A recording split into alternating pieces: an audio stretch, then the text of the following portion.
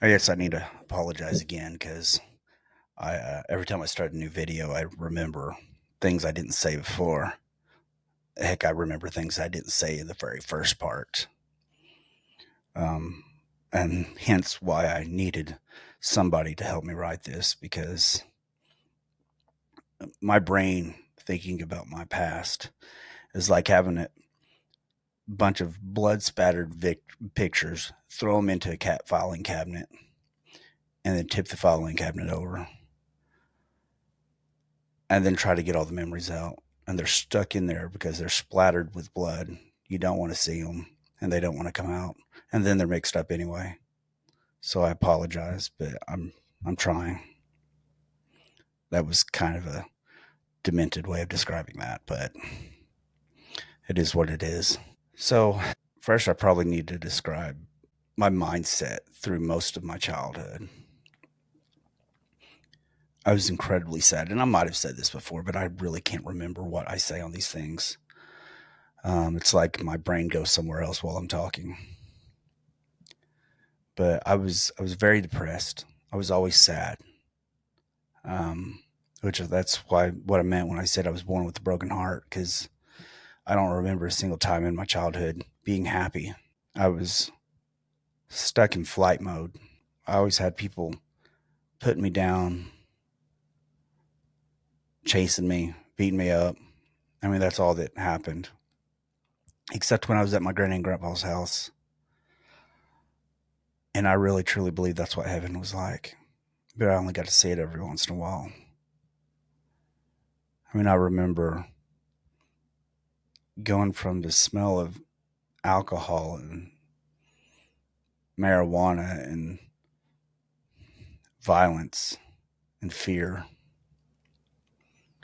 When I went over there, it was the country. I mean, I remember the fresh, clean air that I smelt. Just driving down the roads, it was so dirty and dusty, but it felt so right. It smelled good. I could breathe. And I never wanted to leave there. But I hate the fact that I don't remember a whole lot about being there. Um, I mean, my first memories had to do with my stepdad. You know, I remember my first drink, alcoholic drink. I was probably, I don't think my brother was born yet. So I was under 4 years old. They say you don't remember back then, but I do. I drank this, asked if I could drink this orange juice. And he said yes, and then laughed at me. Him and a friend of his was in the house. I don't know where we were. So I drank it all. And apparently it was a screwdriver.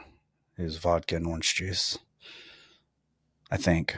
It's weird when I got older and I drank something it reminded me of then, and it was vodka and orange juice. I mean,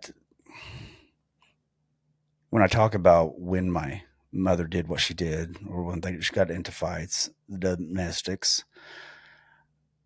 I just told a couple of stories. I mean, honestly, it was at least a weekly thing of the abuse, but it happened so much that my mother, you know, had her jaw broken several times. You know, I had to, so it wasn't just a slap or anything. It was a beating. You have to hit somebody pretty hard to break their jaw. It was pure hell. It was evil. You know, when people tell me that they don't believe evil or they do believe evil or it's all the devil, no, no. People are evil. Not all people, but people have the propensity to become evil, allowing their ego to take control, their wants, their desires, overcome their sense of right and wrong, their emotions. They're led by pure emotions. But I remembered the vodka story, and I also remember a time that we didn't have any groceries, and it was with my stepdad still, so I wasn't even 6 years old yet. Um, and I remember us sneaking to my granny and grandpa's and sneaking in their freezer because they didn't lock doors at all, you know, down there. In fact, I don't think even the cabin down there that's down there isn't locked. It's just the way we did things. Um, and my mother and stepfather stealing groceries from my granny and grandpa, who, by the way, would have given them the food. That's just the way they were. But anyway, I thought it was important to explain that a little bit better, explain my mentality. I mean, I looked at the world like everybody was out to get me. I mean, because I wasn't wrong, not at that time. I mean, heck, they would even pit me and my sister up fighting each other, and I would not fight my sister. So she'd beat the hell out of me when I was a little kid. Even then, I didn't want to fight, but I learned how in junior high, and I fought a lot. I got into a lot of fights, but thankfully, when I moved to Shakota, I didn't have to fight so much. But I did get into a few fights.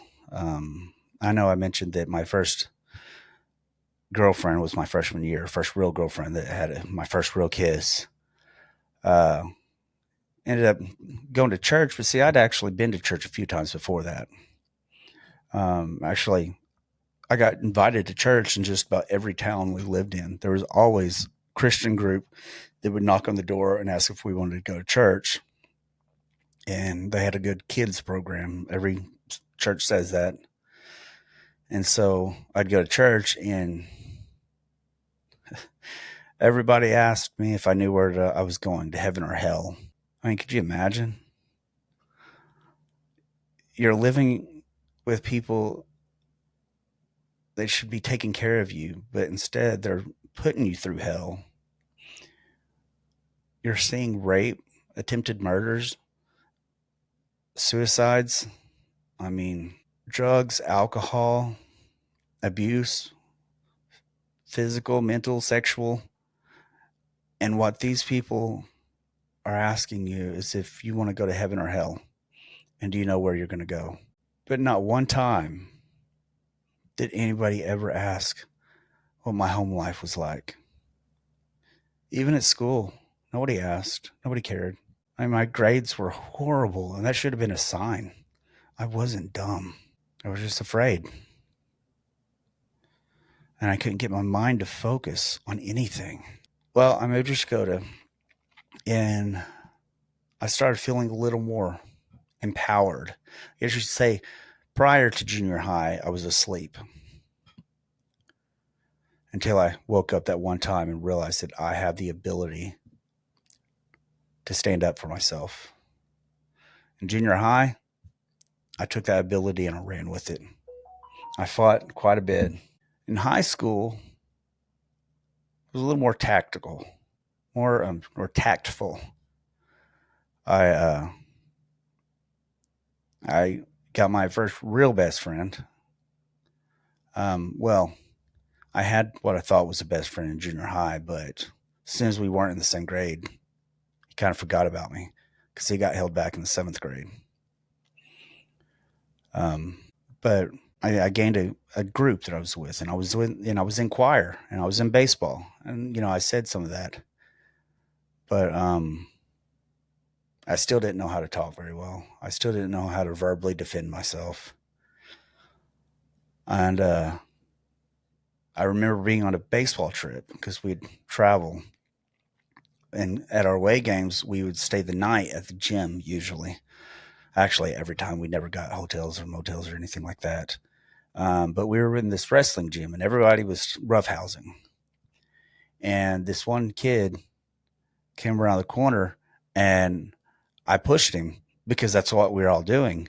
And he grabs me by the throat, and I just flipped out. I mean, I'm not flipped out. Oh my God, just a second. Sorry, my computer decided that it wanted to upload something. But I just, he grabs me by the throat with both hands. And without even thinking, I pushed his hands away like that, and I jumped up and I did a scissor takedown on his neck, and I had him on the ground. I don't know how I did it. I just seen in movies it being done, and my mind just remembered the movements. Mind you, I was not athletic at the time, but I could fight. But I say I could fight. I don't know. I just knew that I could take a punch and you couldn't beat me. And that's generally how it happened. Most of the fights I'd been in wasn't like I whooped their butt or anything, but they didn't get the best of me. They gave up. Well, the wrestling one, they probably could have whooped me, but they didn't. They gave up. Uh, they whooped my butt, but I wasn't like all bruised and bloodied or anything. Um, I don't know what happened, but after that, people started talking about how I did what I did. And of course, I still wasn't very good at communicating. Um, in fact, I was a very odd duck. I remember our freshman year of baseball, on off-season baseball, before we started playing games. You had some off-season baseball players, but most people went to football and came back after football season and started practicing baseball. So we just did practice. And I remember the seniors and juniors and sophomores were hazing the pledges, hazing the freshmen, and they were grabbing their pants and putting them on the flagpole. And so I seen them doing that. So I went and I took my pants off and I went over there and I handed it to them. And they just kind of looked at me. Well, I mean, if they're going to do it anyway, I'm not going to stop them. I mean, I can't. There's a bunch of them, so I'll just go ahead and take. Well, I took the fun out of it, and so they decided not to hang them up. They just gave me back my pants. Um, and then they actually ended up getting my nickname, my last name being Hayes. Somebody was listening, a good friend of mine back then. He became a friend of mine later. Carmen Rainbow. He was a senior, and he was listening to Jimi Hendrix song "Purple Haze," and so he just thought of me, and so they started calling me Purple Haze, and it stuck really thick. I'm talking generations later. Being a police officer in my hometown, people still call me Purple. People still call me Purple down there now. I thought it was cool back then. Then I thought it was weird, and now I don't care. But it helped. It helped because I was a person that didn't know how to meet people. I didn't know how to talk to people. And in a school, having a cool nickname makes it stick. Now, it could have gone either way. Being called Purple and being a guy, it might have gone the wrong way. I mean, this was the 90s, back before being gay was cool and people started saying they're gay just to be cool. But I still didn't know how to talk, but I knew how to stand up for myself. There's this one time in baseball, this senior, or he might have been a junior. He just got out of the football season and he came there. I didn't know him. He was just being an asshole. And I told him that. And so he went over there and pushed me against the locker and he said, "What did you say?" I said, "You're an asshole."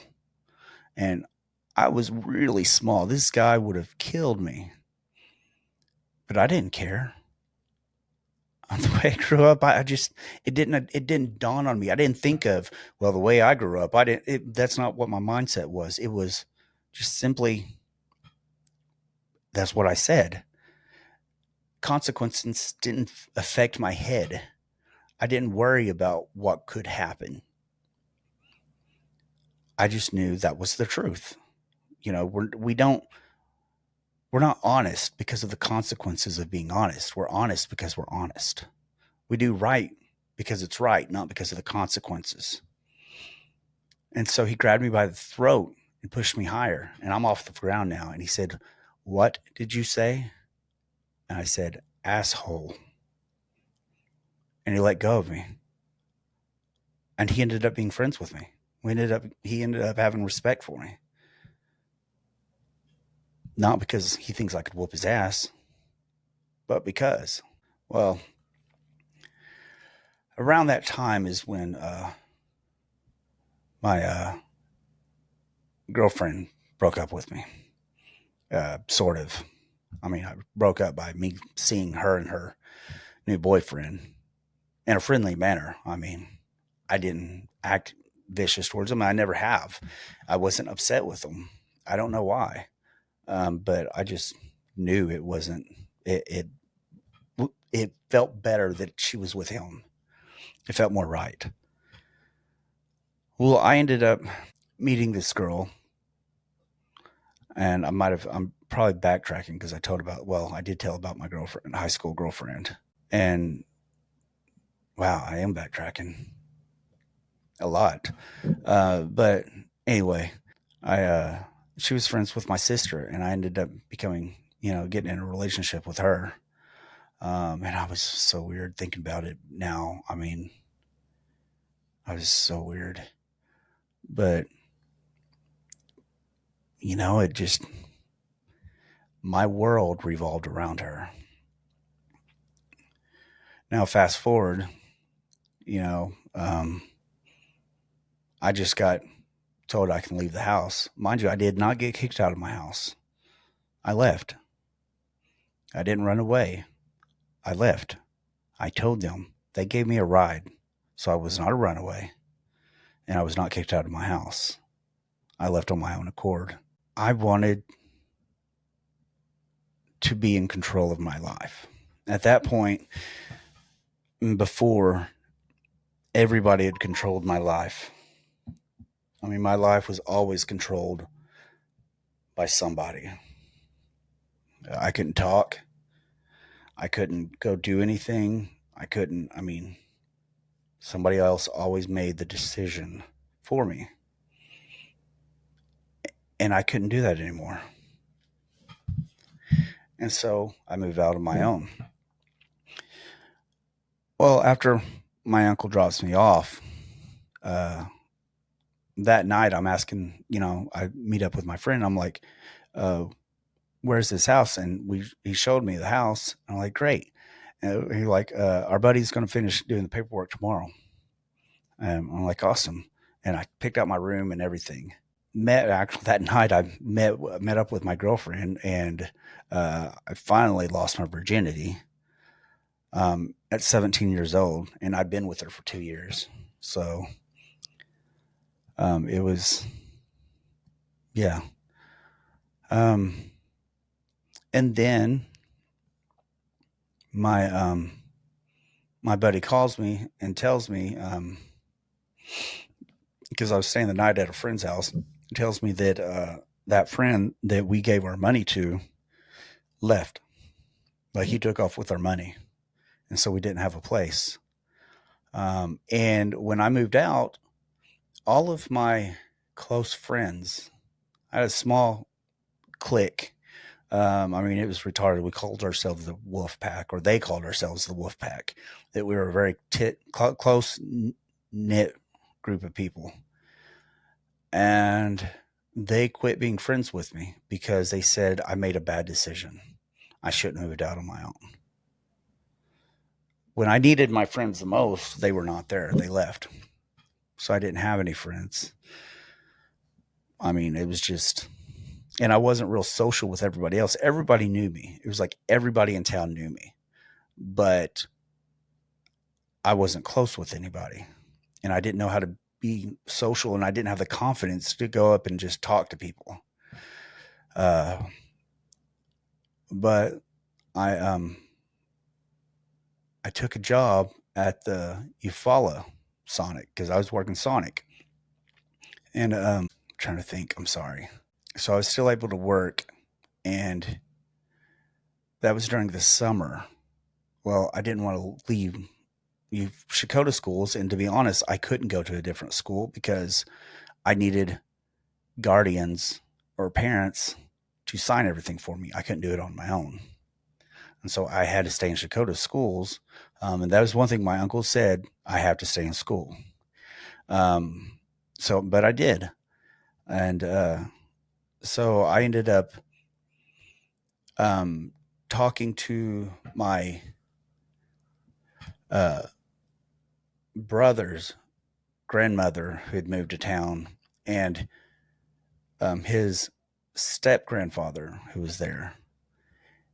And so, and they weren't together, but I was over there, and he had a car, a 1987 Thunderbird, sorry, 88 Thunderbird, that was just sitting there. The water pump had gone out. And the way his kids were, I say kids, they were all in their, 30s and 40s. But they didn't fix things. They just bought something new because he had money and he was dependent on them because he was disabled. And so they just spent all his money. Well, he told me he'd sell it to me for $200 if I fixed it.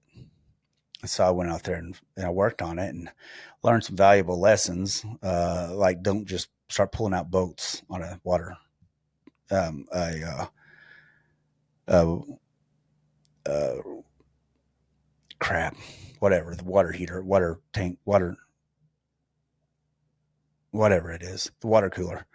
Um, so it ended up being wrong. It took me forever to fix it, but I finally fixed it. So I'm driving this, which was great because I didn't have a home. I ended up homeless and I was living out of my car.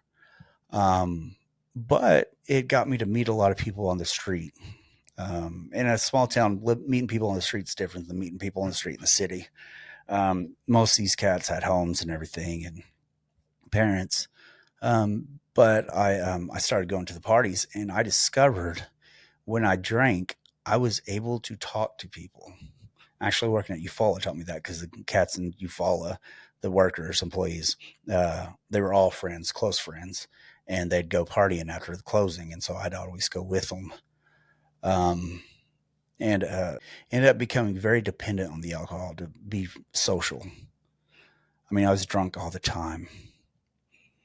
Uh, I was drunk so often that I missed 82 days of school my senior year.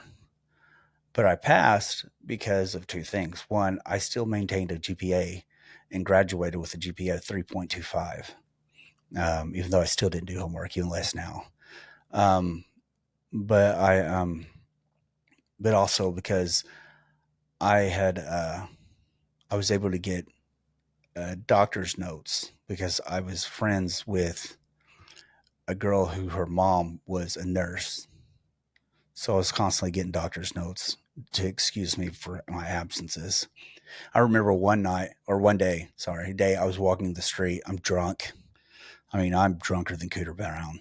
And I have a bottle of orange juice, but it's actually mostly Everclear and orange juice because that was what I drank at that time was Everclear because it was my first drink. And it was strong. But Miss Slinkard, um, who became notable because I went to the same high school with Carrie Underwood. And we were acquaintances. I won't say we were friends. We were acquaintances, and we became friends in college. But but anyways, Miss Slinkard was our choir teacher, choir instructor. She passed me, and she looked at me and she said, "Purple, get your fucking ass back in school." And I was like, "Okay." So I went to school drunker than Cooter Brown, and I've been to school drunk plenty of times. But I maintained my GPA and I maintained the job. I kept working, but I was living out of my car. Well, not 30 days after I moved out, which remember, I moved out from my girlfriend. Um, she starts going to, I'm backtracking a little bit, before the school semester start. Remember, she's a year older than me. She went to move to college. And in fact, I helped her move. I helped her get her all of her stuff and moved there, drove there with her, actually stayed the night up there with her because she was friends with her drama instructor, and she was able to stay at her drama instructor's house. It's up there, and so I stayed the night with her. But 30 days later, a month later, she tells me that she doesn't want to be with me anymore. The only reason she gives me is because she's in college now and I'm in high school, and it's just not going to work. And remember, this was my world. I remember I got so upset, and I'm talking with a couple of my friends, and I just run back and I punch a telephone pole really hard. Um, and I thought I broke my hand. I go up there, and it actually knocked all my joints out of place and stuff, but it didn't break. I had to wear it wasn't a cast, it was something for quite a while after that. But you don't hit stationary objects. It's not smart. That was the last time I did that on purpose. Anyway, so I move on really fast because my life has always taught me that. So I actually ended up dating another girl out of Muskogee. I didn't have a habit of talking to girls in my hometown, um, but anyway, I I know I keep on jumping around. I even called my aunt and uncle that night because I didn't have my insurance information because I was technically still under Sooner Care, and at that time we weren't as computerized as we are now. Um, Now they can just look in the system, but I called my uncle, and I guess he told me later he thought I was drunk, which I was not. I was actually sober at that time, but I was so upset and everything. My brain just wasn't right. But I'm going to pause for a second. So now I'm a single man again, and I started dating. Like I said, I met a girl in Muskogee who's a pot smoker. My ex girlfriend didn't smoke anything except cigarettes. She drank a little, but I'd never drank with her because by the time I was on my own, she leaves me. So I could never go out and do things with her.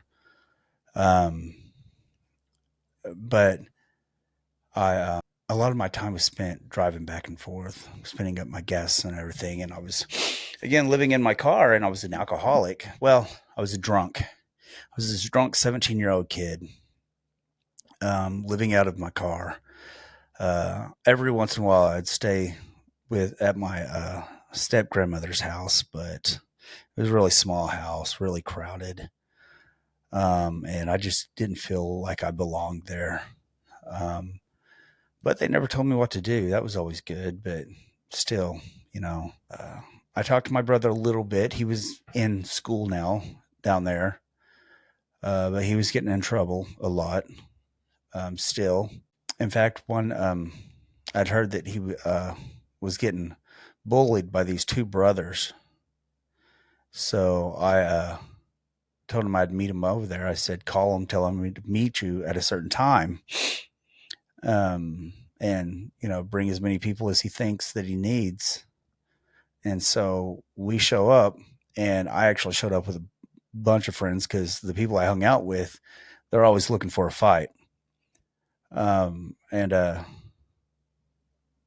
I probably had half a dozen people with me, and he just brings him and his brother and I think somebody else. They wouldn't even get out of the vehicle, and I walked up to him. I told him, I was like, "Hey, they'll just watch. You don't have to do anything." You know, I was like, well, "They won't jump in at all. You know, we'll make it fair." But I told him to leave my brother alone. Um, and they drove off. They decided they didn't want to fight or anything, but they left my brother alone. But hindsight 2020, my brother probably deserved it. He's probably asking for it because he was always stealing from me. Um, but he'd borrow something and then lose it, and say he just lost it. I don't know how you lose things like that, but all my tools and everything else. But anyway, so I'm on my own. Um, I'm dating this girl in Muskogee. She, her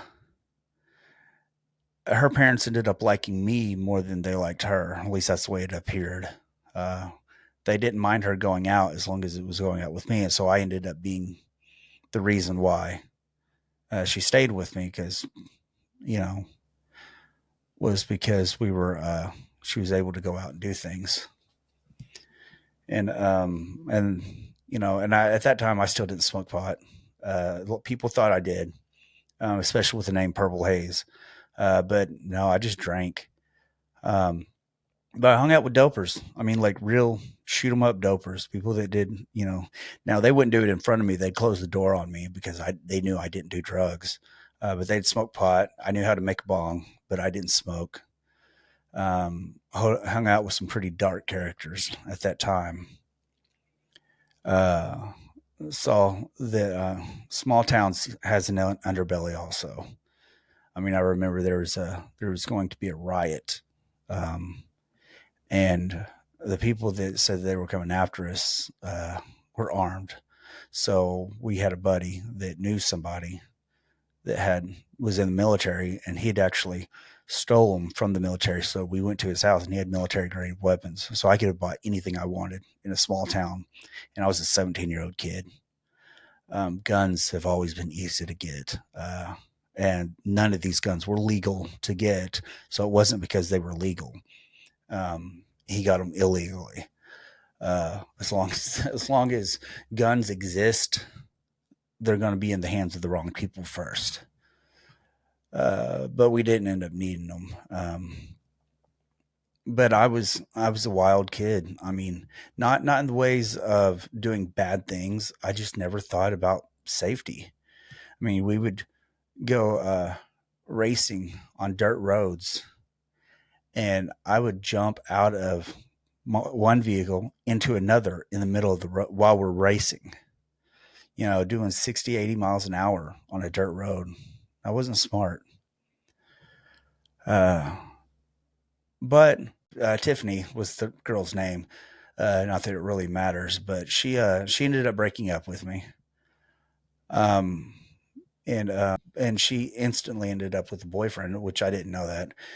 I pull into, yeah, I mean, we had a very small town, so I pull in to talk to a friend that's at the tag agency. And next thing I know, I was getting to get out of my vehicle, and two people jump out, and one punches me right there. You know, and so I just take off because there were several people in their car, and I'm not a runner, but I'm not stupid either. Uh, Later in life, I probably would have stayed, but I didn't have a lot of confidence back then. But that was definitely what called the relationship over, because I don't think she actually officially broke up with me until that moment. Um, but I had this friend though that I was talking to that had a boyfriend that was uh, aggressive towards her, and so I didn't want her to be with him, and so I uh, started dating her. She left him for me, but I know it sounds crappy now, but being a kid, I thought that was the best way to get her to leave him, and it worked. Um, but but I didn't. I mean, I was not happy in the relationship. It was never something that was. We were not compatible at all. But we were friends anyway. I was still living out of my car. I'm 17-year-old drunk kid, and this girl, her uncle happened to be my best friend. And he was my best friend since freshman year and quit being friends because I moved out on my own. But he started coming back around and being friends with me. I know it's a lot of drama, but we were kids. Um, anyway, so I was at her house, and her mom, it was just her sister, who was a year younger than her. She was 16. Her sister was like 15 or 14. And I was 17, and her mom lived there, and she's just working a minimum wage job, and it was just them. But her mom came up to me and said that she really didn't like me living out in my car, that I could sleep on her couch. And she shouldn't have done it. And all truth of the matter, she should not have taken me in. Um, Given just straight up facts, I'm not talking about, well, things happen that she'll regret that decision. I don't mean it that way. I mean, I'm a 17-year-old drunk who had no responsibility whatsoever. I had a job, but I didn't, nobody to tell me don't do that. No moral grounds, judgment of anything. I could do what I wanted. And she has two teenage daughters, and she invites me in to sleep on their couch. And I say yes, because it's a lot better than sleeping in the cold, because that really sucks. Almost as bad as it did sleeping in the hot, the heat. But so I ended up moving in. Um, and, I still drank, but I started slowing down on the drinking. And, she was a Christian. She was a very strong Christian. But she was the very first time I'd ever seen a Christian that never asked me if I was going to heaven or hell, never even talked to me about God. She didn't. She never once asked me what I thought, never started reading the gospel to me. She just gave me a place to stay because I needed it. Something that nobody would do. Nobody would give me the chance. Um, and she ended up inviting me to church one day. And through the law of reciprocity, which is a natural law, I mean, when somebody gives you something, you feel obligated to give it back to them or give them something. I decided to go, and I started going. I even got baptized. Not sure why. But I learned a very valuable lesson, and it came in the form of going to church there. I became pretty active in the church, and there was a singing one day.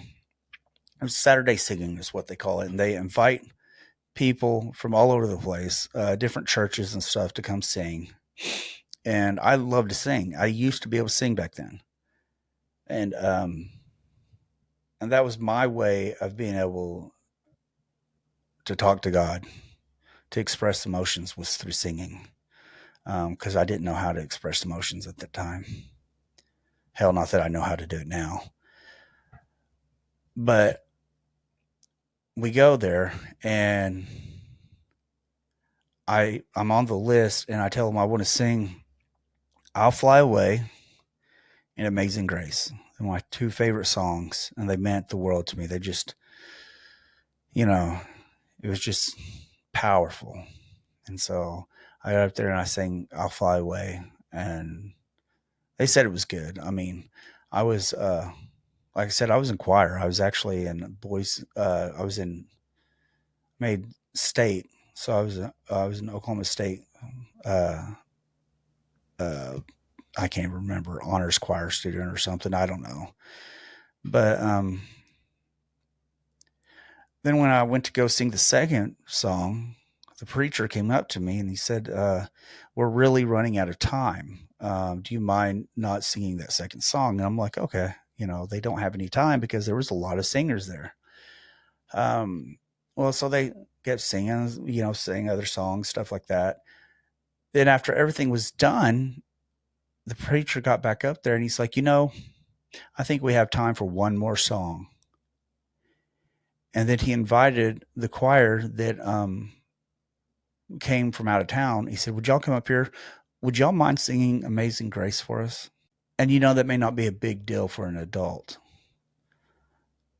but for a 17-year-old kid that had nothing but rejection his whole life, had nothing but been told nothing other than he was not good enough. And here, a church, because remember, I didn't think of just the preacher, I thought of the church because he represented the church. Whatever he said made me think of the church as a whole. Just slapped me in the face. And it affected me because they weren't on the list for that song. It was just So I quit going to church. So I learned a valuable lesson. I call her my adopted mom, Donna, was a Christian, is a Christian. I don't know who the hell these people are that's in this church. And I quit church. Oh, I might go every once in a while, but I didn't really, church was not a steady thing I did. I had no desire to go to church. Uh, and that was for a long time because he solidified my experience with Christianity as you're only valuable if you meet certain criteria of popularity and success, or if you're broken and they want you to join the church so they can save your soul. You're a notch on their belt. That was my experience. And it proved that was true because I wasn't needed anymore to be saved, to come into the church, because I've been going for months now. Even got baptized in the Arkansas River, you know. But, that year, my senior year, I actually at work, I ended up being in a hurry. And the way the floor was, it was a concrete floor that had been the same floor since, God, probably the 60s. I mean, it was just bare floor. It was pitted everywhere and stuff, and it was really slick. And I was running to hurry one day, and I slipped and I fell, and I couldn't get back up. And I ended up going to the doctor, several doctor's visits, and through an MRI, they discovered that I'd herniated my disc again, the same one from a year prior. Remember, they just removed it to clean it to put it back. Um, uh, but I did it again. So now it was a workman's comp thing, which I learned is not a very fun and exciting thing. When people say, yeah, I'll get hurt at work and get all this. No, they only have to pay you 75% of whatever your wages were. And when you're only making minimum wage, or like 10 cents, 10 or 20 cents above minimum wage, you know, they're only have to pay 75% of that. So I was only making a couple of $100 a week. You know, granted, I didn't have to do anything, but I was restricted a lot. And then I had to have another surgery. Um, in fact, I ended up, my back started hurting so bad, and they had me on so many pills that they'd give me pills just to counter the side effect of other pills. Um, but I ended up having to walk with a cane. Um, and and I had to deal with a lot of people acting like I was faking it because I was never good at complaining about pain. I was never, so they're like, you're not really hurt because you're not constantly limping or anything. Um, and I hated that ever happened because it got me where I started making sounds when I hurt because I used to not. But when people, you don't want people thinking you're faking an injury. I don't want sympathy. But I ended up going homebound from school because I couldn't sit in the desks. And to be completely honest, I just wanted away. I wanted to run away from everything. I didn't want to go to school anymore. I even at one time thought about dropping out and just getting my GED. But my ex girlfriend's mother actually convinced me not to do that. She said that I should, I'll regret it. I probably would have, but now I probably wouldn't have. But for a long time, I would have. But so I missed a bunch of school because of that, and the teachers would never tell me when anything was because they did not want me. They were really upset with me because they were friends with my aunt, and they wanted things to be hard on me because they wanted me to go back to live with my aunt and uncle. I found out later this. Um, in fact, fast forward 20 years later, and my aunt actually tells my wife now that they only agreed to let me move out because they truly believed that I would see how hard it is and go back living with them, that I would give up. And it never even occurred to me to go back at all. Living in my car, seeing the stuff I saw, you know, several of my friends that I hung out with then are either dead or in prison, you know, that were dopers. But it never occurred to me. I just wasn't that guy. Uh, so I didn't get a lot of help. In fact, when I went to the counselor, because I wanted to get prep for college, this was right before I went homebound. My counselor literally told me that I shouldn't go to college. I should look to be something that doesn't require college, like a police officer or something. And wasn't a big fan of cops at that time. And I said, I'm not going to be a pig. The irony, but but I didn't get any help. You know, again, my aunt and uncle did not want me to want it to be easy on me. They wanted me to give up and come back to them.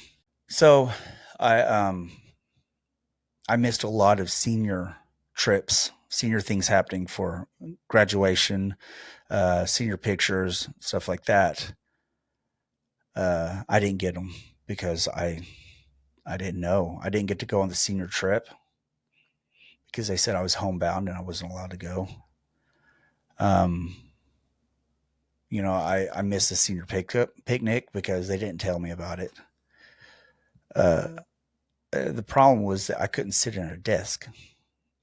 It wasn't that I couldn't go anywhere, do anything. I just could not sit in a desk.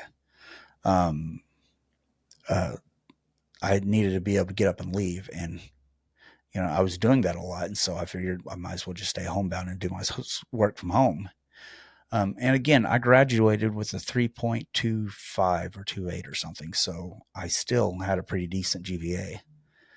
Um, but my senior after graduation, because I did graduate, um, I, I rebelled because I was walking around with a cane and everything, and they weren't. I found out from somebody else that graduation was going to be at a certain time, and so I showed up because I did graduate, and they couldn't tell me I could not come to graduation if I officially graduated. So I show up, and I actually called my aunt and uncle to tell them that I was graduating, um, and when it was and where it was, but they didn't show up. They never came. Nobody actually came to my graduation. But well, my sister did, but that was strange. Let's just say that. She had a lot of friends that was in my grade too, so we didn't really get along. But anyway, uh, it affected me greatly. So but when I show up, I was walking with uh, my cane, and the only thing I wore underneath my robe, we had these blue robes on because our colors were white and blue, and was my horny devil boxers. And then then I shaved my head into this little bitty mohawk. That's when I learned I should never shave my head again because I didn't realize my head was so scarred up and it looked like the Grand Canyon on top of it. I've been hit so many times. Um, but when they called me, it was funny because the wind, I'm in Oklahoma, the wind was blowing pretty hard because we weren't around a lot of trees or anything, and and the wind just blew everything, and you could see just this skinny little kid. I mean, I weighed a buck 25 graduating high school, um, and me walking with a cane and horny devil boxers and them little John Lennon purple sunglasses with a shaved head, well, semi-shaved head, kind of a slim mohawk. But I got my graduation certificate, which I don't know where it is. I got a letter jacket too for choir and for baseball, but don't know where that is either. Don't know where my class ring is. So I finally graduated. Uh, but I didn't make any plans to do anything. I just started working. I went from when I tried to go back to, I had my surgery um, that summer, and I tried to go back to Sonic, and all he said to me was, "I don't have to give a reason to you to fire you. I just don't need you anymore." And that was it. So I lost that job. One of the beauties of getting workman's comp is that you're not valued anymore because you've cost the company a lot of money. Um, so I left, ended up working at a gas station. Uh, in fact, I worked at a lot of places. I couldn't. I worked at Sonic for 2 years until I, you know, hurt myself and everything, and then. But I moved around from job to job. I could never keep a job. I never got fired though. That was the first time I'd ever been fired from anything. I just would quit. Nothing was ever making me happy. I could never make very much money, and I was, still hanging out with the wrong people. And one day, I decided I want to go to college. That made it seem like a normal thing for most people, but I was very backwards. I wasn't good with talking to people, especially people I didn't know. I just couldn't have a conversation with them because it was just I was very weird. In fact, that was a very common thing. My friends would tell me I was weird, and I'd ask them, "Why do you think I'm weird? How am I weird?" And nobody ever could give me an explanation. Everybody agreed, "Yeah, you're kind of weird, but we're still friends with you." I'm like, okay, couldn't figure it out. But I ended up applying. First, I applied to Connors State College, and I tried going there. It was just a small little junior college, and I was still living with Donna. I started when I was 20, and I just wasn't feeling it. I was so bored, and it felt just like high school again. People were so cliquish, and now I don't have any friends, and these cliquish people is just no. And then one day, my sister, out of the blue, tells me that she found my father, and I'm just like, what? I mean, the last time I'd even heard from him, I was 9, 10 years old. And that was one time for him just to tell us that he didn't want us. And she found him, and he didn't live too far away. So I agreed to meet him, and I ended up meeting him. A short. He's like an inch shorter than me, 2 inches shorter than me. He's like 5'7", 5'8". Um, Beard down to here, cowboy hat, hair down to here. Mumbles a lot, talks really slow. Um, Strange dude, but everybody called him the Mountain Man up there. And so I decided I wanted to get to know my father. So I moved in with my father. Um, I learned a lot about genetics. It's weird. There were things about us that was exactly alike, that didn't make any sense because I didn't even know him. But I guess genetically, it just passed on. But I remember going to his house before I decided to move in. Going to his house and meeting the family, and I'm like, I don't fit in with any of these people. And then I saw this one little, she was probably 16 years old, blonde headed girl, and I'm like, ended up being my sister. And I'm like, out of all these people, she stood out. She was different, and she still is. Uh, but I became friends with her, sort of. I mean, we still only talk every couple times a year, and that's not even on the phone. Um, but I decided that I was going to move in with my father, and so I move in with him, and he didn't have running water at all, and he had an outhouse, but I don't know where he learned to build an outhouse, but I didn't realize this until the day. But instead of digging a hole for his outhouse, he made his outhouse tall, and he didn't have anything to cover the center part, which was pretty unappealing. But I'm like, but he had about 5 acres, 5 or 10 acres of land that he lived on. Had a couple of horses.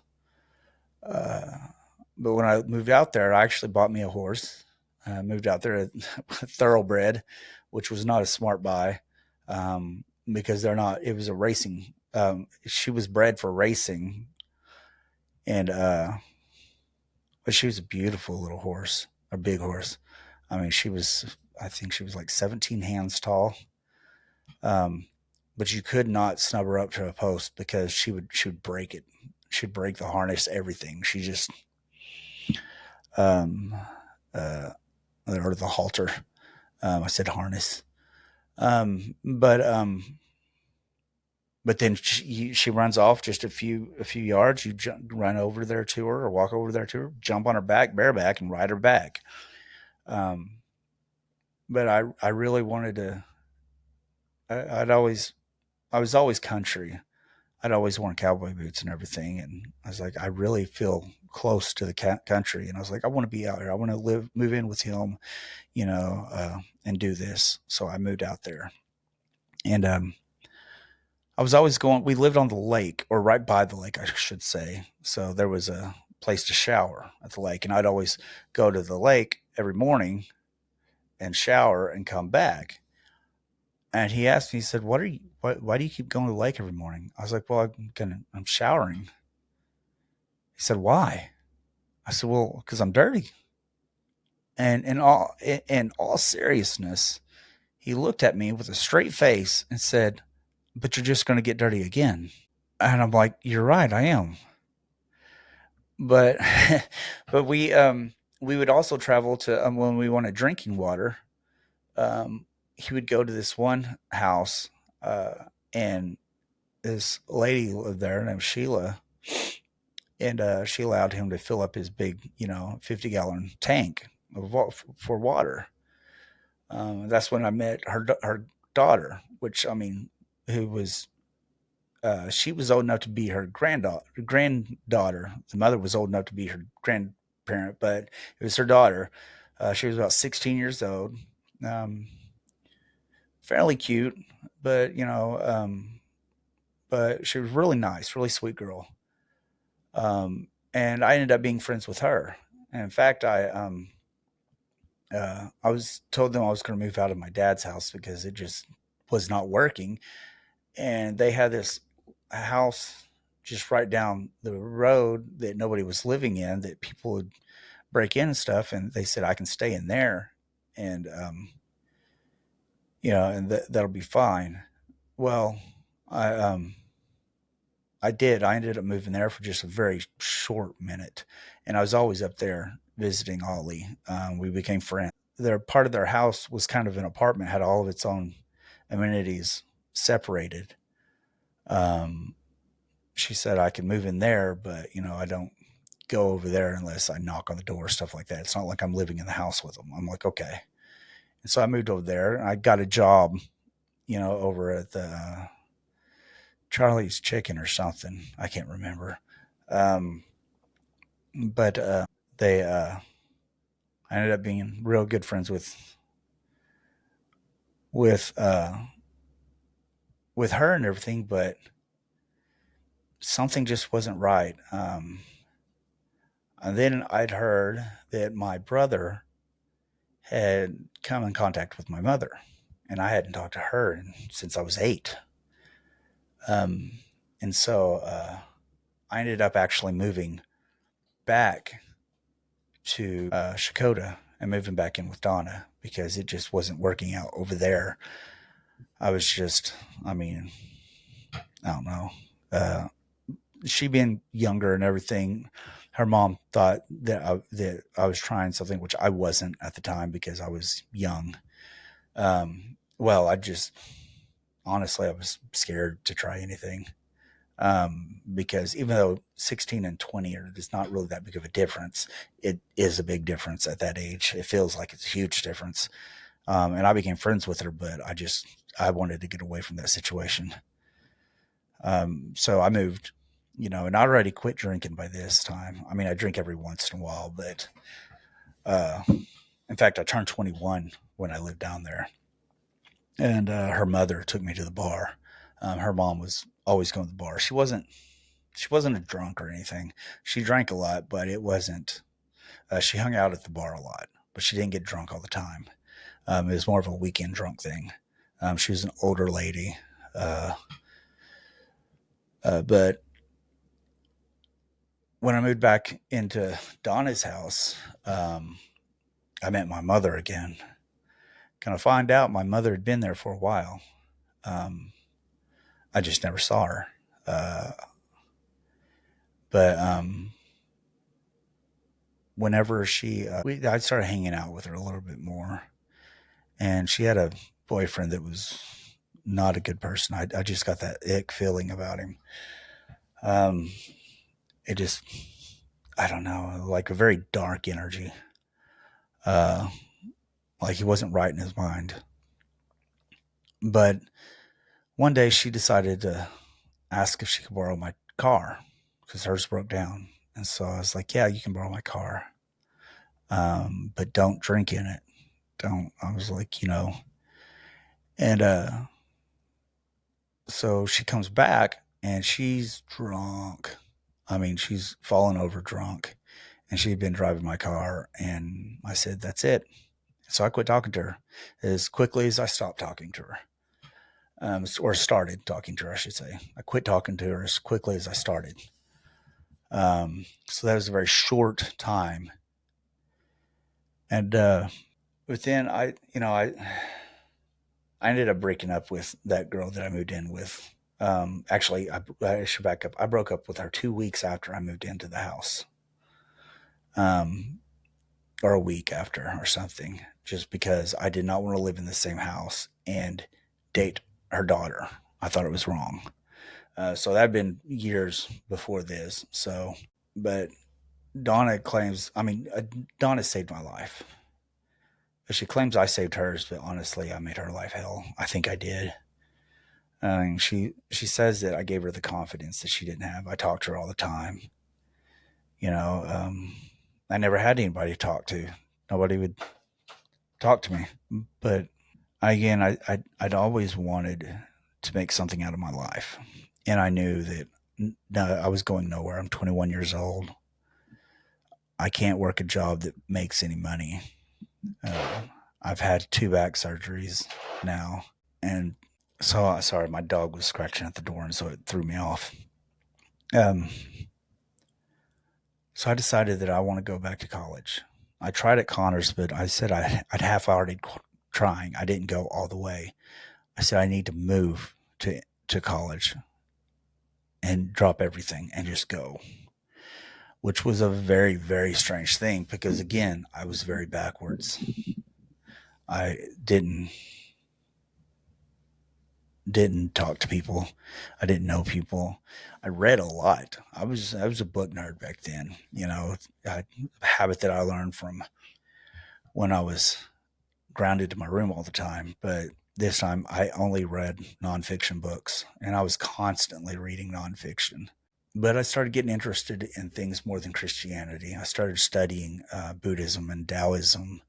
Um, I even started reading some books that some psychics wrote, that I found really interesting, and it appealed to me a lot because it felt like I knew some of the answers already.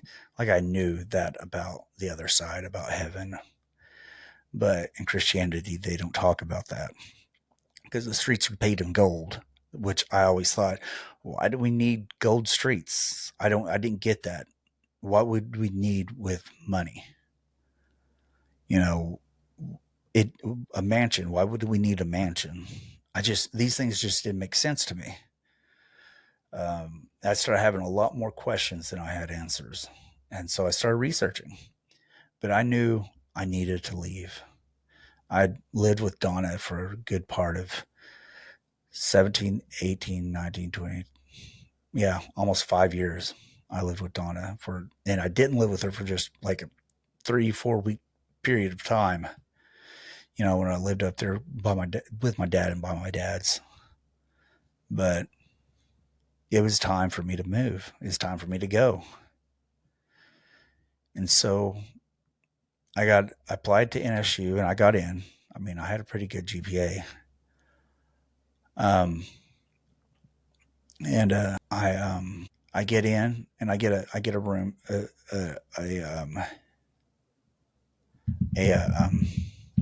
sorry, because I was a ward of the state. I didn't have to use anybody except my own income as qualifying income for financial aid. So I get all the grants. And then I found out that because of my back injuries, vocational rehabilitation would pay me to go to school. Um, so they paid for everything also. And they actually had me take a IQ test. Um, and remember, people thought I was stupid.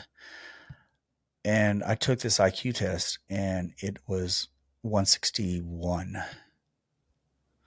I was intelligent, but I didn't make intelligent decisions. I didn't go with my gut instinct about things. I didn't know anything. I had to fail. I had to fail at everything. I wouldn't learn by what somebody said to me because, as my mom would always say, do as I say, not as I do. And so I learned that don't watch what they say, watch what they do. And so I didn't trust people. And when I get advice, it was like, you might as well have not given me the advice because I'm going to do my own thing anyway. And then I'd regret it and get myself hurt or something, but I learned. I rarely did the same thing twice, or at least in the same way. But I moved to college. I went to NSU, Northeastern State University. Um, Moved into the dorm. Luckily, because I was 21, I didn't have to move into the male dorms or anything like that. I got to move into the co-ed dorms, which was nice because I was already used to being on my own. Um, but I think that right there is a good place to stop. Again, like I say, if there's anything that you want me to go further in detail about, just you could comment on here, or you can, email me or something, text me. Let me know that you want more information. Um, I'll be glad to do it because I don't know what I'm doing here now. I just want to get my story out. Thank you.